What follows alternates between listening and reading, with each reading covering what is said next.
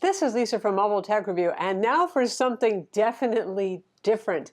This is the One-Netbook One Mix 4, or sometimes just called the One-Netbook 4 or 4 Platinum if you get the higher end configuration.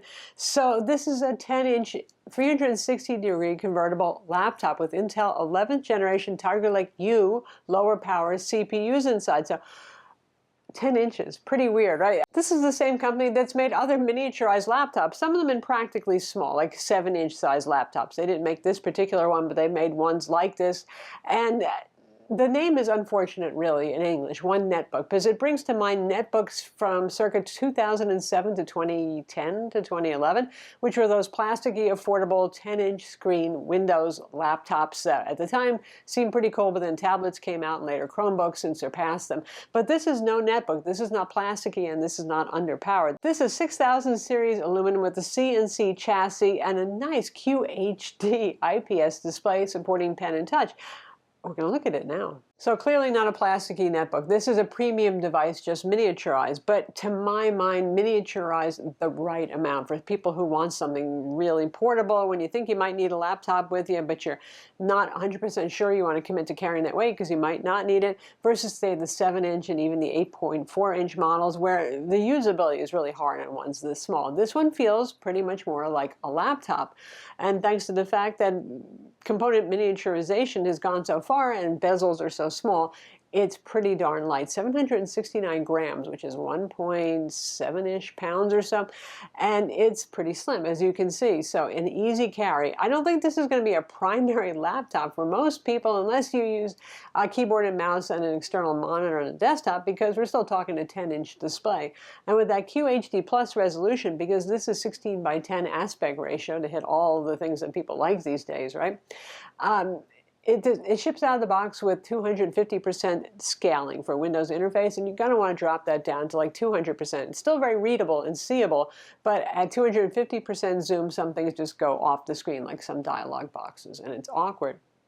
The horsepower on this is pretty impressive. Let's put it this way. This is the same CPU that we've seen used in other recent reviews we've done of the Lenovo ThinkPad X1 Nano, the X1 Titanium Yoga, and the X12 tablet PC. So that's no slouch. You got Core i5 and Core i7 options on board with Intel Iris Xe graphics.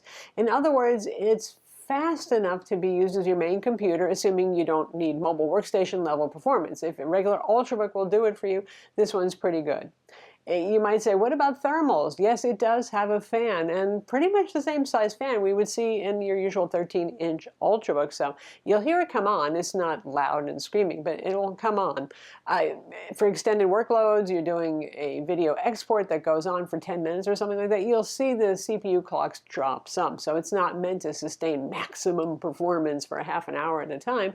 But again, it's not really performing worse than the Lenovo ThinkPad X1 Titanium Yoga. So it sounds pretty premium, right? Which is cool. The price is pretty premium too, though. It starts at around $1,000 for the Core i5 version with 8 gigs of RAM and a 256 gig NVMe SSD. That's M.2, by the way. There's a full-size slot for SSD in here. And we have the higher-end version, which they sometimes call the One-Netbook 4 Platinum instead of the Mix 4, like I said. And that one is a 512 gig SSD and a Core i7 inside, and 16 gigs of dual channel RAM. So that one's about $1,500. So this is certainly probably a luxury purchase for most people, especially if you're buying it as a second laptop. But it's a fascinating product, so I just really wanted to cover it for the fact that, you see, they don't have to be underpowered and cheap and cheesy just because they're small. In that way, it's pretty neat. In terms of the keyboard and the trackpad on this, 10 inches, again, like the netbooks of old, although they were a little bit bigger chassis, they had more room to work with. It's not bad, actually. You get used to it. It's not absurd like a 7-inch version of one of these sorts of things is. The keys require a good deep press. They actually are pretty firm and tactile, and the key travel is not that bad on them, better than, say, a Dell XPS 13, but you really have to hit until it hits the bottom of the key. So you got to get used to that. I found that a little weird at first. I was missing some keystrokes until I adjusted. It's backlit in white. Hit FN plus spacebar to turn on the white backlighting. The trackpad is Microsoft Precision. It's on the small side though. So yeah, I found that sometimes gestures weren't the easiest thing. And if you're doing a 2-finger scroll, you really have to keep your fingers parallel and not off at an angle or it won't pick up on that. Otherwise, they work fine. Given how compact the keyboard is, a few keys, like some of the punctuation keys, like the quote mark and the colon, are in a different row than normal. They've been shifted one row from where they normally would be down. So that's another thing to get used to. There are some accommodations. In terms of connectivity, this has 2 USB-C 4 ports. Now, they didn't pay for the Thunderbolt certification, and given the price of this, I'm kind of surprised. Maybe they should have, but they say it's 40 gigabit per second and even supports eGPU.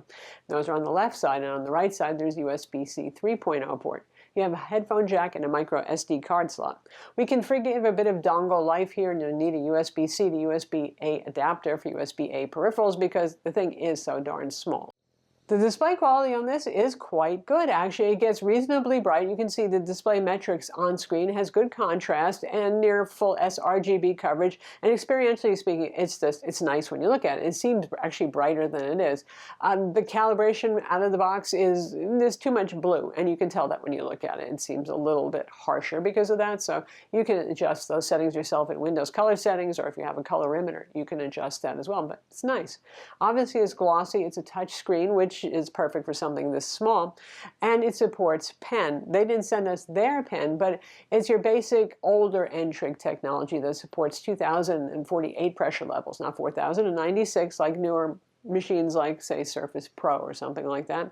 And it's decent enough. It's fine for note-taking and all that sort of thing. You could use it for sketching too. You know, it's not the highest end pen experience, but it's certainly adequate. And again, given the fact that it's about the size of a notepad, it's a pretty natural use case for it. As is ebook reading, as a matter of fact. It's really good at that, or for, well, looking at comics. The speaker on this, it's a mono speaker. It's not so great. It's small. We're not surprised. It does have a microphone, but there is no webcam, so you'll need to buy an accessory webcam if you need that. There is a fingerprint scanner embedded in the home button, which is on the side, and it's a fairly decent sized one. It works most of the time. Intel Wi-Fi 6 AX201, so everything you would expect to see on a big name laptop. Obviously, One-Netbook is not a household name. And speaking of that, where do you buy one of these? Well, if you're in Japan, you can buy one on Amazon. I'm sure because other of their products have been on Amazon US, you'll be able to buy it in the United States too. This thing is just supposed to be shipping in May, to give you an idea. Otherwise, Chinese import-export sites like Geek Buying and AliExpress are other sources for it. So it's sounding, other than, well, you know, it's a nice product at a price tag that matches an expensive, nice product sort of thing. Pretty good, right? What about battery life? We have a 38.5 watt-hour battery and a 45 watt compact charger, not much bigger than a lot of cell phone chargers. That's not a bad battery capacity, actually. It's at the lower end of what you see on 13-inch Ultrabooks, to give you an idea. Now, this display gets pretty bright, but we set the brightness down to 200 nits when we test this, our usual test of mixed productivity work with MS Office, doing some video streaming on either Netflix or Amazon Prime, and doing a few Photoshop edits on this, although the screen's a little small for a whole lot of going crazy with Photoshop. And it lasted about 6 hours runtime. So it's not amazing, but it's not terrible. Now, if you drop the brightness down, if you're more careful about managing your battery power settings, we leave it on the balance setting, you could probably get about 7 hours on this, maybe even a little bit more. So it's decent. It's not amazing. All right, to open this up to get inside, first off, boy, does this finish show fingerprints. It's very pretty dark blue. We've got ventilation here. There's also ventilation out the rear, just like, well, gee, a real laptop. You unscrew little teeny tiny Phillips head screws. Boy, these are small, like jewelry sized. Or if you have a iFixit toolkit or something, you'll be all set. And then you just lift it off. It's easy to grab it from the hinge and take that off. And there we have the internal. So you see what I mean about the Ultrabook sized fan? That's about the same size fan. Heat pipe running here. Underneath here is the heat sink area. There really isn't anything to see here. I have pulled this up, so I'm not even going to bother tearing that off again. This is the battery right here, so if you need to replace that, you could. Here's our M.2 SSD, so that's upgradable, perfectly normal size style SSD. And the Wi-Fi card is soldered on board here. So like many of today's Ultrabooks, it's no different. Pretty much other than swapping the battery or repasting it if you wanted to pull the whole thing apart, or replacing your SSD, that's about all you're going to do. RAM is soldered on board. You can get it with either 8 or 16 gigs of DDR4 RAM.